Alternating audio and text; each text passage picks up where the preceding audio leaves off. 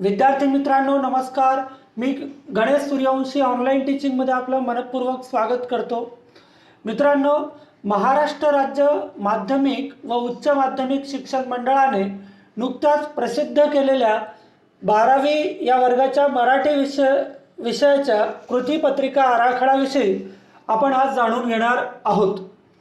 मित्रांनो, तुमच्या पाठ्यपुस्तकाचा एकूणच आढावा घेतला असता आपलं पाठ्यपुस्तक हे एकूण 5 भागांमध्ये विभागलेलं आहे।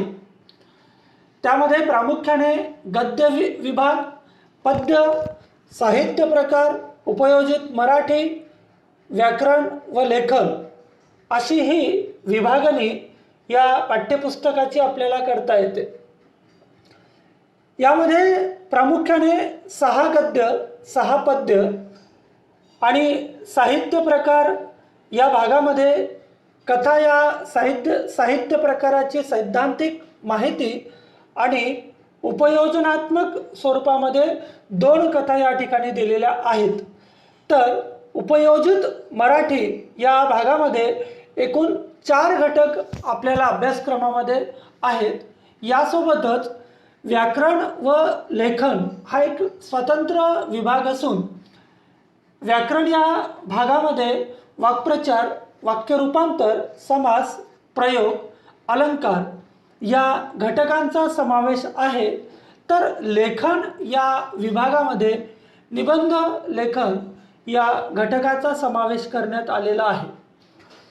मित्र, नवीन पाठ्यपुस्तक आल्यापासून आपल्यासमोर एक प्रश्न कायम निर्माण झाला असेल की या पाठ्यपुस्तकावर आधारित जी कृतीपत्रिका आहे ती कृतीपत्रिका कशा स्वरूपाचं असेल, तिचं स्वरूप कसं असेल, या एकूणच पाठ्यपुस्तकातील भागांची गुण विभागणी ही कशी करण्यात आलेली असेल, या संदर्भामध्ये आपल्या मनामध्ये अनेक प्रश्न आजपर्यंत पडलेले होते। परंतु पाठ्यपुस्तक शिक्षण मंडळाने नुकताच जो कृतीपत्रिका आराखडा प्रसिद्ध केलेला आहे, या आराखड्यानुसार जी घटकनिहाय गुण विभागणी केलेली आहे ती गुण विभागणी आपल्या समोर मी ठेवतो। साधारणपणे गद्य विभाग हा 20 गुणांसाठी असणार आहे। म्हणजे 20 गुणांसाठी गद्य विभागावर आधारित प्रश्न विचारले जातील। पद्य विभागावर 16 गुणांसाठी प्रश्न असतील। साहित्य प्रकार या भागावर 10 गुणांसाठी प्रश्न असतील। तर उपयोजित मराठी हा भाग तुमचा 14 गुणांसाठी असेल। स्वतंत्र व्याकरण हा जो घटक आहे म्हणजे वाक्प्रचार, वाक्यरूपांतर, समास, प्रयोग आणि अलंकार या 5 घटकांवर 10 गुणांसाठी प्रश्न विचारले जातील। तर लेखन हा जो भाग आहे म्हणजे स्वतंत्रपणे निबंध लेखन हा घटक 10 गुणांसाठी असेल। म्हणजे एकूण 80 गुणांची तुमची कृतीपत्रिका असेल।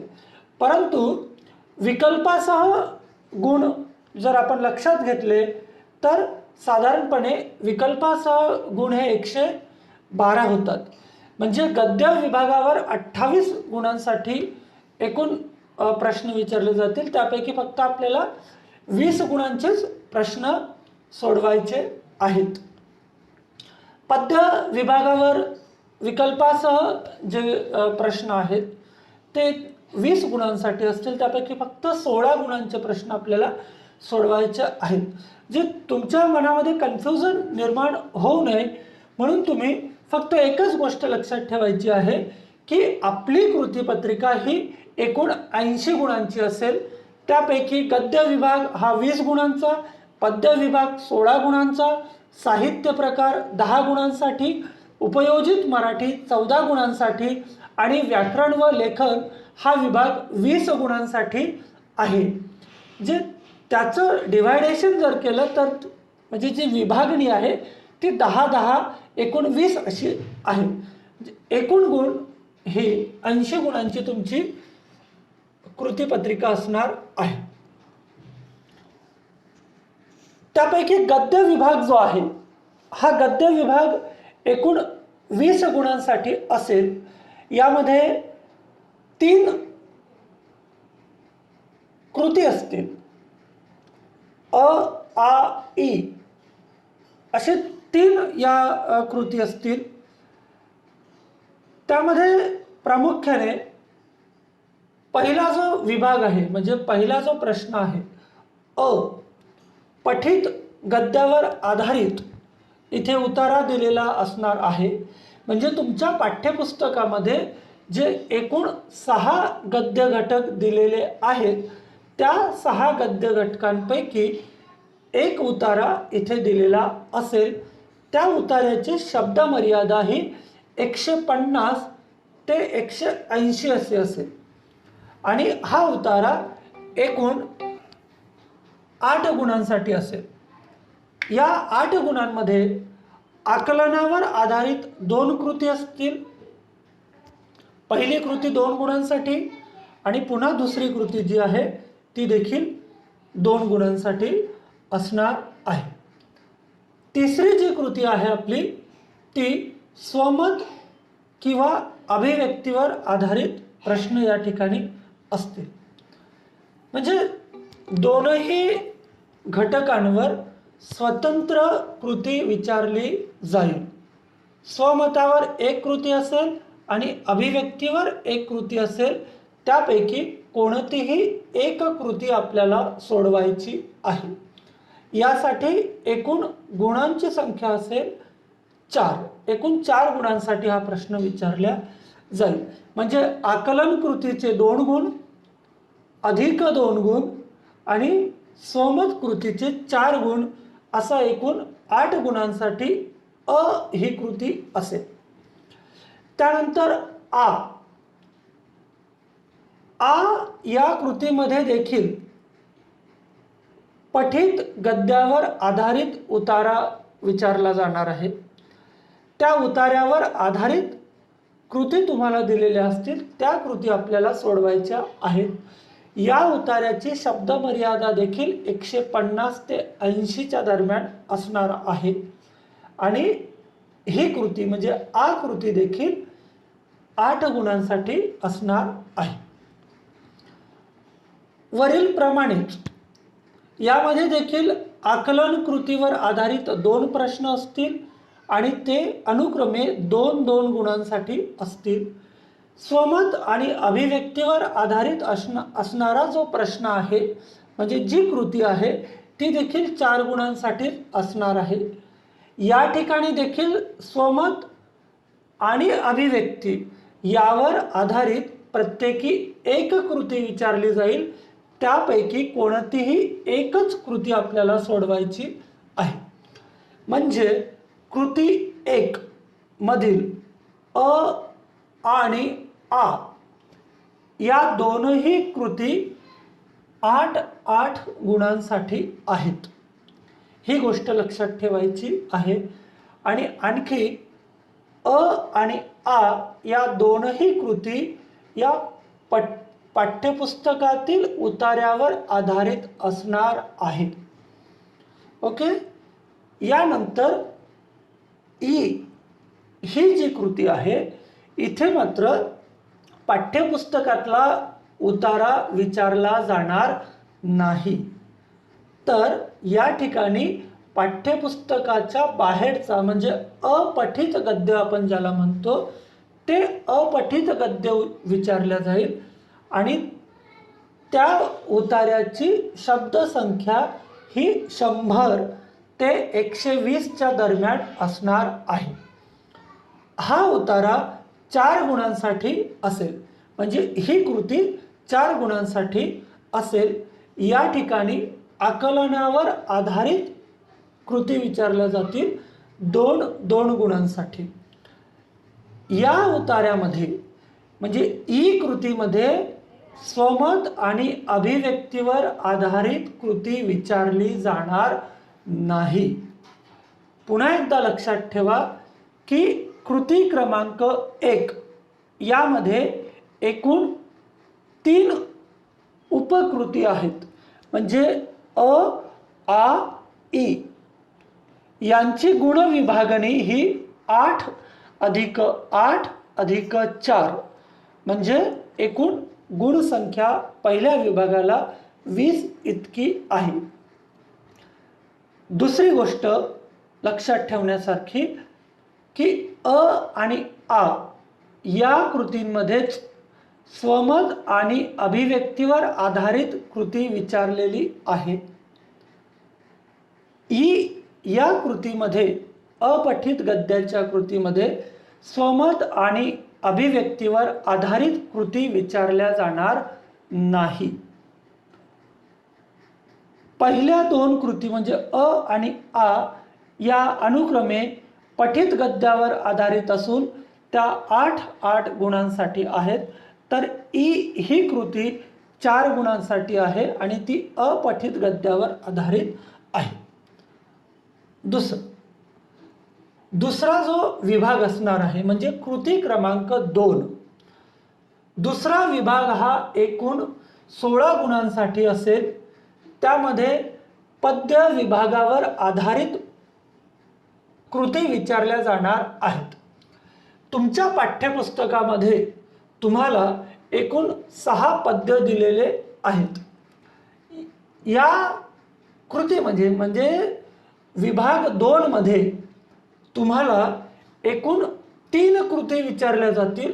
अ, आ, ई या तीनही कृती अ, आ आणि ई या तीनही कृती या पठित गद्यावर आधारित आहे. या ठिकाणी या पद्य विभागामध्ये अपठित पद्य विचारल्या जाणार नाही. अभाग पठित पद्य या ठिकाणी एक संपूर्ण कविता दिली जाईल. त्या कवितेवर आधारित 2 अधिक 2 म्हणजे 2 गुणांसाठी 2 आकलन कृती विचारल्या जातील.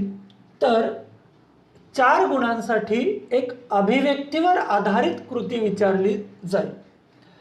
कविता वाचून म्हणजे पद्य वाचून त्यावर आधारित अभिव्यक्तीवर जी कृती विचारली जाईल ती आपल्याला कविता कितपत समजली आणि ती कविता त्या कवितेचं आकलन झाल्यानंतर तुमची स्वतंत्र अभिव्यक्ती त्या अनुषंगाने काय आहे यावर आधारित ही कृती असेल. ती असणार आहे 8 म्हणजे एकूण अभाग जो आहे अकृती जी आहे ती 8 गुणांसाठी असेल. त्यानंतर आ या कृतीमध्ये पहिल्या अपठित पद्याच्या कृतीमध्ये जी कविता विचारल्या गेलेली आहे ती कविता पुन्हा तिची पुनरावृत्ती आ मध्ये होणार नाही. तर त्या व्यतिरिक्त दुसरी कविता या ठिकाणी विचारल्या जाईल. या आ कृतीला एकूण गुण दिलेले आहेत 4. या ठिकाणी तुम्हाला काही कवितेच्या ओळी दिल्या जातील. त्या ओळींची संख्या साधारण 4 असेल आणि त्यामध्ये तुम्हाला त्या काव्यपंक्तींचा आशय विचारला जाईल, त्यांचा अर्थ विचारला जाईल. या स्वरूपाची ही कृती असणार आहे. ई ही जी कृती 2 मधली जी उपकृती आहे ती देखील पठित पद्य पाठावर आधारित असणार आहे. यासाठी देखील गुणांची संख्या दिलेली आहे 4.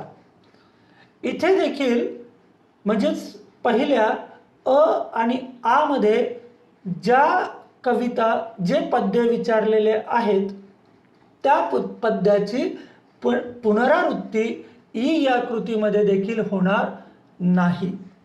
म्हणजे स्वतंत्र नवीन पद्य किंवा नवीन कविता विचारल्या जाईल, मात्र ती पाठ्यपुस्तकातीलच असेल. या ठिकाणी कोणत्याही 2 कवितांवर कृती विचारल्या जातील.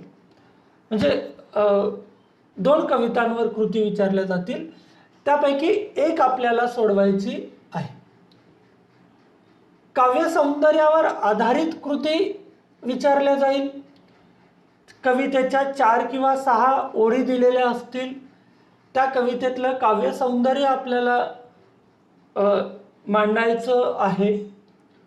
त्याला और म्हणून, त्याला किंवा म्हणून जी कृती असेल ती रसग्रहणावर आधारित कृती असेल. त्या ठिकाणी 4 ओळी कवितेच्या दिल्या जातील.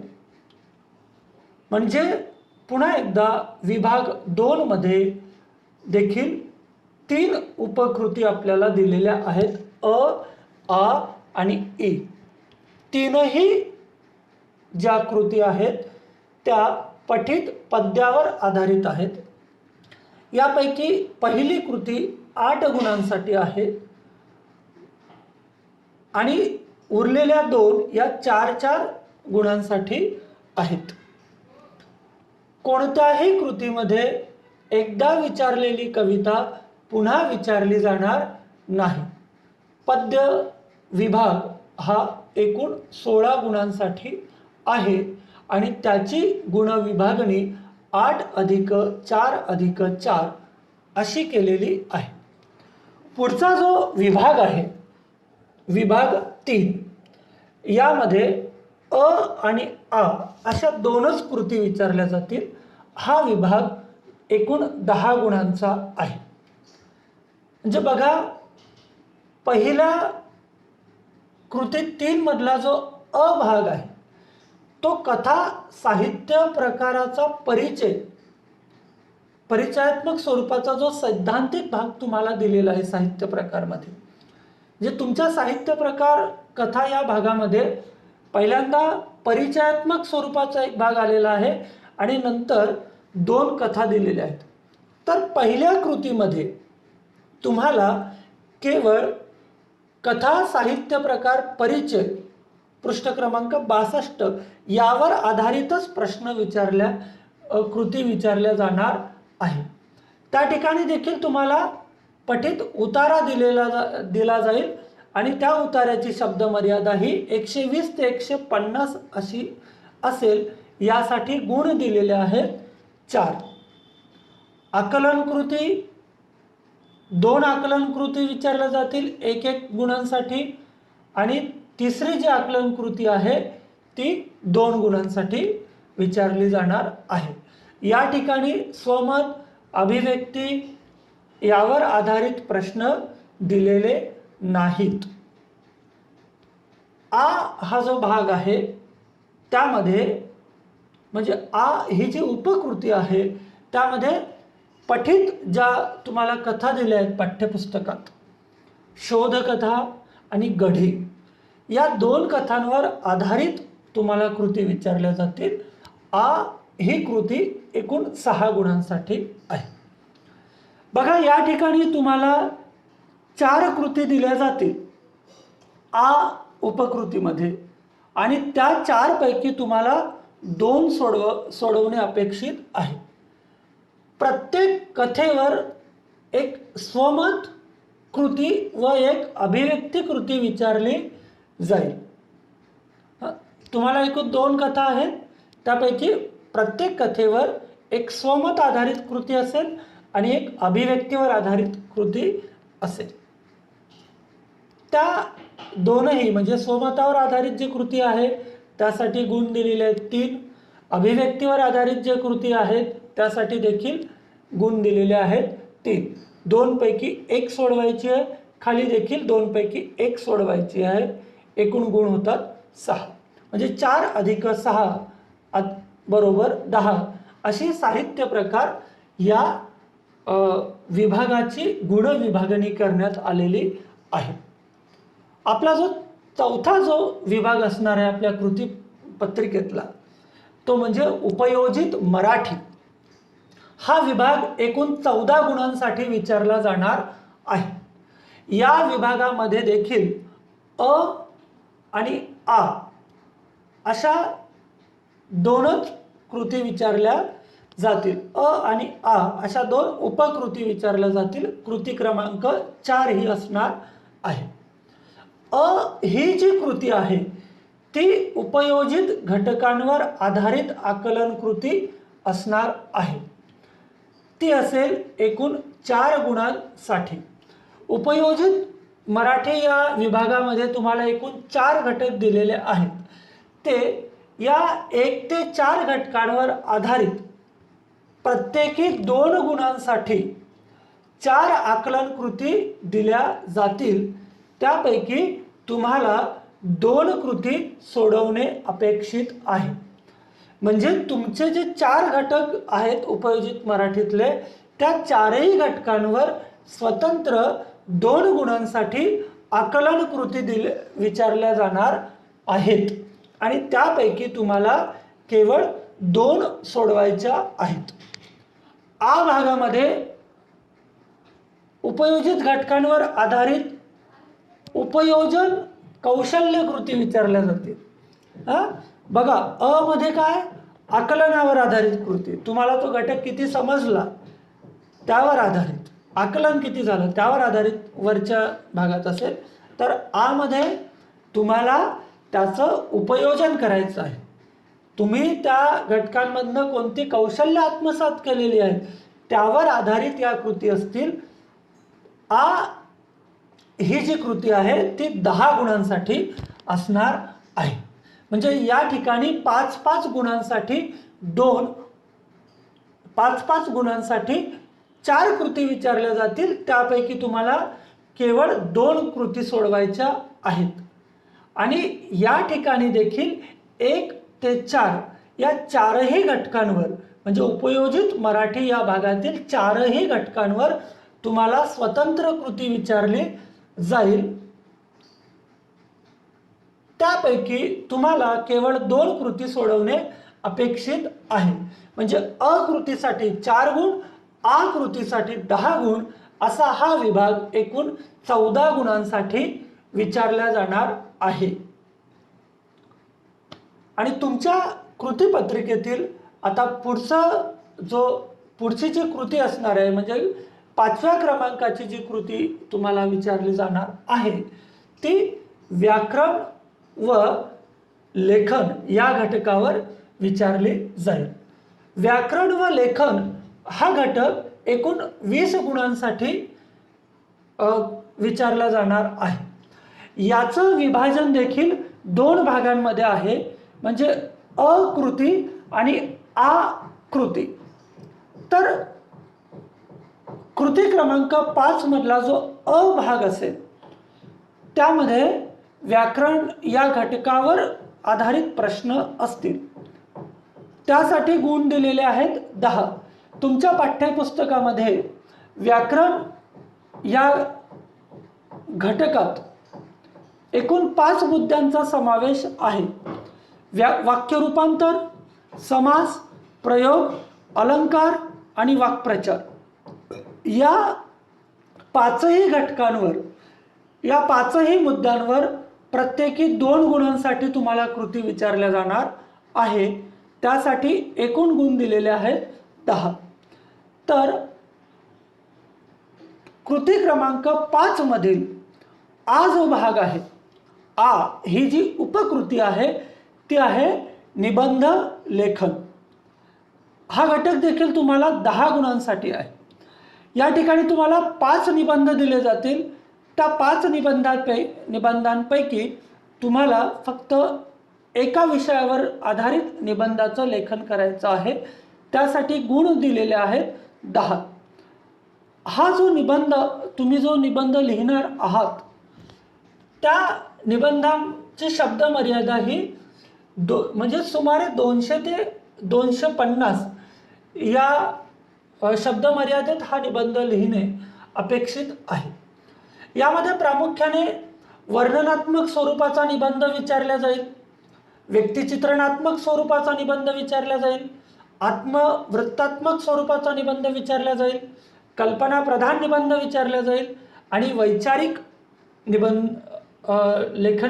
वैचारिक विषयावर आधारित निबंध विचारला जाईल. यापैकी तुम्हाला केवळ एकाच विषयावर एकच निबंध लिहावयाचा आहे. तर एकूणच आपल्या घटकनिहाय जर आपण कृतीपत्रिकेचा विचार केला तर आपल्या लक्षात येतं की पहिला जो घटक आहे तो पहिला घटक तुमचा 20, पहिला जो भाग आहे गद्य भाग तो 20 गुणांसाठी, पद्य भाग 16 गुणांसाठी, साहित्य प्रकार 10 गुणांसाठी, उपयोजित मराठी 14 गुणांसाठी, व्याकरण 10 गुणांसाठी आणि लेखन म्हणजे निबंध 10 गुणांसाठी, अशी एकूण तुमची कृतीपत्रिका ही 80 गुणांची होते आहे. त्यामध्ये लक्षात ठेवायच्या महत्त्वाच्या गोष्टी म्हणजे गद्य आणि पद्य हे दोन जे विभाग आहे म्हणजे कृती क्रमांक 1 आणि कृती क्रमांक 2 यामध्ये अ, आ, इ अशा 3 उपकृती दिलेल्या आहेत. तर साहित्य प्रकार या विभागामध्ये म्हणजे कृती क्रमांक 3 यामध्ये अ आणि आ या 2 उपकृती दिलेल्या आहेत 4 आणि 6 गुणांसाठी. चौथ्या विभागामध्ये देखील म्हणजे कृती क्रमांक 4 इथे देखील अ आणि आ या दोनच उपकृती विचारलेल्या आहेत 4 अधिक 10 गुणांसाठी म्हणजे एकूण 14 गुणांसाठी. आणि पाचवी जी कृती असणार आहे त्यामध्ये देखील अ आणि आ असे दोनच उपकृती दिलेल्या असणार आहेत. त्यांची गुणविभागणी 10 अधिक 10 बरोबर 20 अशी आहे. तर व्याकरण व लेखन हा घटक 20 गुणांसाठी, उपयोजित मराठी हा घटक 14 गुणांसाठी म्हणजे एकूण 34 गुणांसाठी तुम्हाला व्याकरण व उपयोजित मराठी हे 2 भाग विचारले जाणार आहेत. तर गद्य आणि पद्य हे तुम्हाला एकूण 20 अधिक 16 म्हणजे 36 गुणांसाठी विचारलं जाणार आहे. तर साहित्य प्रकार हा एक जो स्वतंत्र जो भाग आहे तो तुम्हाला 10 गुणांसाठी विचारला जाईल. मला वाटतं आता तुमच्या मनातल्या बऱ्यापैकी शंकांचं समाधान झालेलं असेलच. मनपूर्वक धन्यवाद.